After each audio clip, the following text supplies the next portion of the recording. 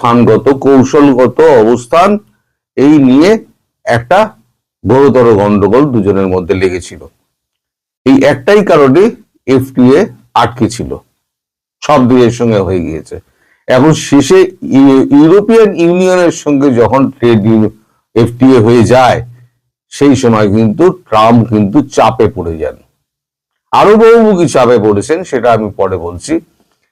এবার সার্জিও গোরের কাছে একটা খবর এসছে, সার্জিও গোর ট্রাম্পের একটা বার্তা নিয়ে কাল রাত্রিবেলা আমাদের বিদেশমন্ত্রী ডক্টর জয়শঙ্করের সঙ্গে দেখা করে তার সঙ্গে এই ব্যাপারে বিস্তারিত আলোচনা করেন যে মার্কিন যুক্তরাষ্ট্র কি বলছে এবং ভারত কি চায়, তার পরিপ্রেক্ষিতে মার্কিন যুক্তরাষ্ট্রের বক্তব্য। আমাদের এখানে ইন্ডিয়া টুডেতে বেরিয়েছে, ওয়াশিংটন সফরের আগে জয়শঙ্কর মার্কিন রাষ্ট্রদূত সার্জিও গোরের সাথে দেখা করলেন। লেখা হচ্ছে, বৈঠকটি এমন এক সময় অনুষ্ঠিত হচ্ছে যখন নয়াদিল্লি এবং ওয়াশিংটন কৌশলগত, অর্থনৈতিক এবং প্রযুক্তি ক্ষেত্রে সম্পর্ক জোরদার করছে। বাণিজ্য নিয়ে উত্তেজনার পর গুরুত্বপূর্ণ খনিজগুলো সহযোগিতার একটি গুরুত্বপূর্ণ ক্ষেত্র হিসেবে আবির্ভূত হচ্ছে। আমি পুরোটা আপনাদের ব্যাখ্যা করে বলে দিচ্ছি। পররাষ্ট্র মন্ত্রী এস জয়শঙ্কর বৃহস্পতিবার নয়াদিল্লিতে ভারতে নিযুক্ত মার্কিন রাষ্ট্রদূত সার্জিও গোরের সঙ্গে দেখা করেছেন। প্রতিরক্ষা, বাণিজ্য, গুরুত্বপূর্ণ খনিজ সম্পদের উপরে বিস্তৃত আলোচনা করেছেন, কারণ উভয় পক্ষই আগামী সপ্তাহে জয়শঙ্করের মার্কিন যুক্তরাষ্ট্র সফরের আগে ভারত মার্কিন অংশীদারিত্বের গতি বাড়ানোর লক্ষ্যে কাজ করছে। এই গতিটা বাড়বে কি করে সেটাই আমি বলছি। বৈঠকটি এমন এক সময় অনুষ্ঠিত হচ্ছে যখন নয়াদিল্লি ও ওয়াশিংটন কৌশলগত, অর্থনৈতিক এবং প্রযুক্তিগত ক্ষেত্রে জোরদার করছে। বাণিজ্য নিয়ে উত্তেজনার পর গুরুত্বপূর্ণ খনিজগুলি সহযোগিতার একটি গুরুত্বপূর্ণ ক্ষেত্র হিসেবে। এই একই খবর করেছে CNBC 18। তারা লিখছে, Jaishankar discusses many dimension of India US ties with গোর অ্যাহেড অফ ওয়াশিংটন ভিজিট। এটা করেছে আপনার CNBC TV9। এখন এই বিষয়টা কি, এই যে বলা হচ্ছে যে কৌশলগত, অর্থনৈতিক এবং প্রযুক্তিগত ক্ষেত্রে জোরদার করছে। বাণিজ্য নিয়ে উত্তেজনার পর গুরুত্বপূর্ণ খনিজগুলি সহযোগিতার একটি গুরুত্বপূর্ণ ক্ষেত্র হিসেবে আবির্ভূত হচ্ছে। বিষয়টা হচ্ছে, সেটা হচ্ছে সম্পূর্ণ ওই বাংলাদেশ। আমি যেটা বরাবর আপনাদের কাছে বলে আসছি যে বাংলাদেশ থেকে যতক্ষণ না মার্কিন যুক্তরাষ্ট্র পা তুলছে ততক্ষণ পর্যন্ত ভারত এই এফটিএ করবে না।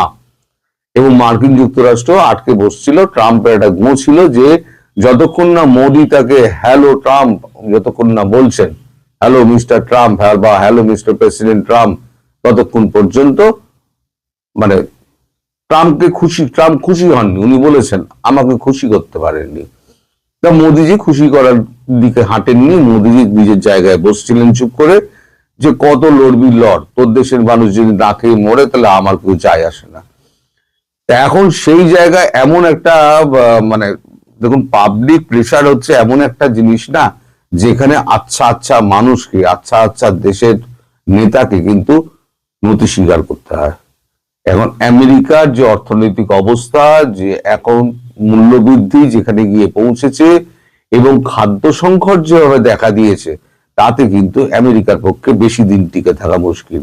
তার উপর ইউরোপিয়ান ইউনিয়ন যখন এফটিএ করে বেরিয়ে গেল, তখন কিন্তু আমেরিকার উপর চাপটা আরো বাড়লো। ট্রাম্প আরো গাড্ডায় পড়লেন। একে তো ভেনেজুয়েলার ওই প্রেসিডেন্টের ওই তুলে নিয়ে এসে তারপরে উনি ইরানের উপরে চাপ বাড়িয়েছেন। এখন ইরানের খবর তো আপনারা সবাই জানেন, আমি যদিও করিনি, পরে একদিন করবো উনি ইরানের খবর, কারণ ইরানের একটা মোটামুটি জায়গায় পৌঁছাক তখন খবরটা করব। এখন যেটা বলা হচ্ছে সেটা হচ্ছে যে একটা লিখিত চুক্তি করতে হবে, যেটা ওয়াশিংটনকে বলা হয়েছে থ্রু সার্জিও গোর, যে ভারত যেটা বলেছে সেটা লিখিত চুক্তি করতে হবে। সেটা কি নিয়ে? গণতন্ত্র, আইনের শাসন, মানবাধিকার সহ সকল প্রকার সন্ত্রাসবাদ নিয়ন্ত্রণে দিল্লি, ওয়াশিংটন অঙ্গীকারবদ্ধ এই মর্মে চুক্তি সম্পাদিত করতে হবে। সঙ্গে দক্ষিণ পূর্ব এশিয়া কৌশলগতভাবে এই চুক্তির মধ্যে থাকবে। অর্থাৎ দক্ষিণ পূর্ব এশিয়া এবং বাংলাদেশ সহ সমস্ত ক্ষেত্রে মার্কিন যুক্তরাষ্ট্র এখনো আর নাক গলাবে না, এবং কি কি বিষয়ে সেটা হবে, সেটা গণতন্ত্র, আইনের শাসন, মানবাধিকার, সন্ত্রাসবাদ নিয়ন্ত্রণে দিল্লি ওয়াশিংটন অঙ্গীকারবদ্ধ এই মর্মে চুক্তিটা হবে। দুজনের ক্ষেত্রে একটা কমন ইন্টারেস্ট কাজ না করলে এই ট্রেড ডিল হওয়া সম্ভব নয়, আর ইন্দো প্যাসিফিক নীতিতে একসঙ্গে কাজ করা সম্ভব না। এই যে এগ্রিমেন্টটা হবে, এই এগ্রিমেন্টটা হবে 10 বছরের জন্য। এটা 2026-2036 পর্যন্ত এগ্রিমেন্টটা হবে।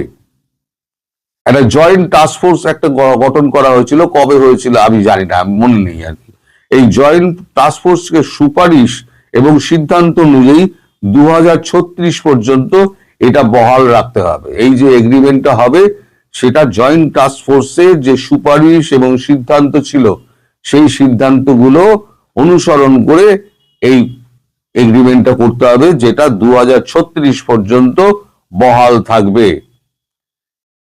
এবং আরো চাপটা বাড়ছে এই কারণে যে ভারত তলায় তলায় 50 বিলিয়ন ইউএস ট্রেজারি বন্ড বিক্রি করে দিয়েছে। একই তো মার্কিন যুক্তরাষ্ট্রের ধার বাড়ছে, এখন বোধহয় $38 ট্রিলিয়ন হয়ে গিয়েছে। তারপরে যদি ভারতের কাছে $400 বিলিয়ন ট্রেজারি বন্ড আছে। ট্রেজারি বন্ড কি?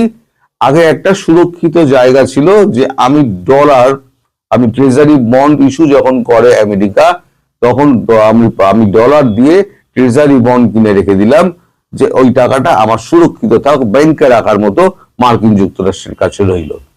এখন যখন এই ওয়েপনাইজেশন মানে অস্ত্র হিসেবে যখন এই ডলারকে ব্যবহার করা হচ্ছে এবং ট্যারিফকে যখন অস্ত্র হিসেবে ব্যবহার করা হচ্ছে, তখন বিশ্বের কাছে মার্কিন যুক্তরাষ্ট্র তার কিন্তু মানে এটা কি বলে যে ওটা কি বলবো যে সুরক্ষা, আত্মবিশ্বাস, যেটা গ্যারান্টি, টাকা রাখার গ্যারান্টি, যেমন রাশিয়ার $360 বিলিয়ন ব্লক করে দিল। তো বিভিন্ন দেশ ভাবছে যে আমাদের যে সমস্ত এই যে ট্রেজারি বন্ডগুলো রয়েছে, এই ট্রেজারি বন্ডগুলো যদি আমাদের যে কোনো দিন আটকে দেয়, তাহলে পরে তো আমাদের টাকাটা যাবে। ফলে এই ট্রেজারি বন্ডগুলোকে ধীরে ধীরে ছাড়ো।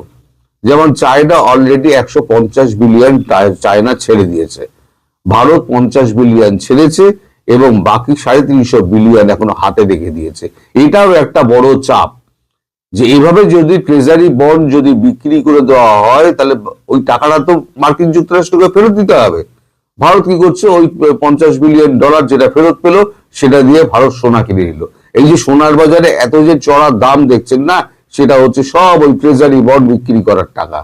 ওই যত ট্রেজারি বন্ড বিক্রি হচ্ছে সব গিয়ে সোনার ওপরে গিয়ে পড়ছে। সোনা সমস্ত দেশগুলো কিনে তার ভাড়ারে স্টক করছে, তার জন্য সোনার দর এই চরচর করে বাড়ছে, এবং এটা অব্যাহত থাকবে। সোনার দর কিন্তু নামার কোন রকম মানে স্কোপই নেই, নামবে না সোনার দর। যত দিন যাবে এটা 10 লাখ টাকায় পৌঁছে যাবে 10 গ্রাম, এটুকু জেনে রাখবেন। আরো 2-4 বছর হয়তো অপেক্ষা করতে হবে। যত ট্রেজারি বন্ড জমা পড়বে, তত ইউএস ট্রেজারি বন্ড জমা পড়বে, তত দেখবেন সোনার দর তত বাড়তে আরম্ভ করে দিয়েছে। কারণ সোনাই একমাত্র নিরাপদ স্থল বলে সব দেশ মনে করছে, ইনভেস্ট সোনাতে করো। এখন এই সমস্ত যখন কাণ্ড ঘটছে, তখন ভারতের কাছে যখন অফারটা এসছে যে ফ্রি ট্রেড এগ্রিমেন্টটা আমাদের করে নিতে হবে, আপনারা কি শর্তে ফ্রি ট্রেড এগ্রিমেন্ট করবেন, তখনই ভারত বলেন বা জয়শঙ্কর বলেন যে আমাদের সঙ্গে এই যে ইন্দো প্যাসিফিক চুক্তি বা আমাদের এই যদি অন্যান্য চুক্তিগুলো যদি মেনটেন করতে হয়, তাহলে পরে এখন যেটা করতে হবে সেটা হচ্ছে ওই যে সুপারিশ যেটা করা হয়েছিল, জয়েন্ট টাস্ক ফোর্সের সুপারিশ এবং সিদ্ধান্ত, সেই সিদ্ধান্ত অনুযায়ী আমাদের 2036 পর্যন্ত একটা চুক্তি করতে হবে, যে চুক্তির মধ্যে ওই গণতন্ত্র, আইনের শাসন, মানবাধিকার, সন্ত্রাস দমন, সন্ত্রাসবাদ নিয়ন্ত্রণে দিল্লি ওয়াশিংটন অঙ্গীকারবদ্ধ, এই মর্ম ওই চুক্তিটার মধ্যে থাকতে হবে। সেটা যদি হয় তাহলে পরে ভারতবর্ষ এফটিএ করতে রাজি আছে। সার্জিও গোর বলেন, ঠিক আছে, আপনি তো ওয়াশিংটন যাচ্ছেন, আমিও আপনার সঙ্গে ওয়াশিংটন, আমি তো আপনার সঙ্গেই যাব, আমি আলাদা যাব যদিও, একসঙ্গে আমরা ওখানে মিলিত হব এবং প্রেসিডেন্টের সঙ্গে আমরা বসে এই ব্যাপারে আমরা ফাইনাল একটা ডিসিশন নিয়ে আমরা এই চুক্তি করে ফেলবো। তাহলে পরে কি এফটিএটা হবে? তখন জয়শঙ্কর জি বলেছেন নিশ্চিতভাবে হবে।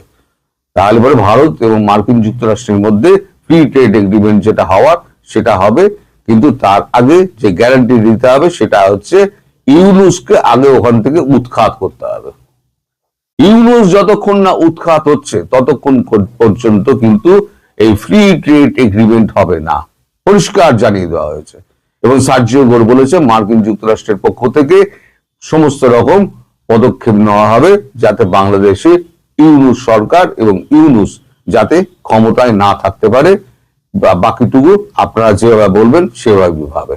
আপাতত এই খবর যেটা পাওয়া যাচ্ছে তাতে বোঝা যাচ্ছে ইউনুস সরকারের দিন ঘনিয়ে আসছে, ইউনুস সরকার সহ ইউনুস জলাঞ্জলি যাবে। আপনারা সবাই ভালো থাকবেন, সুস্থ থাকবেন এবং সাবধানে থাকবেন। নমস্কার।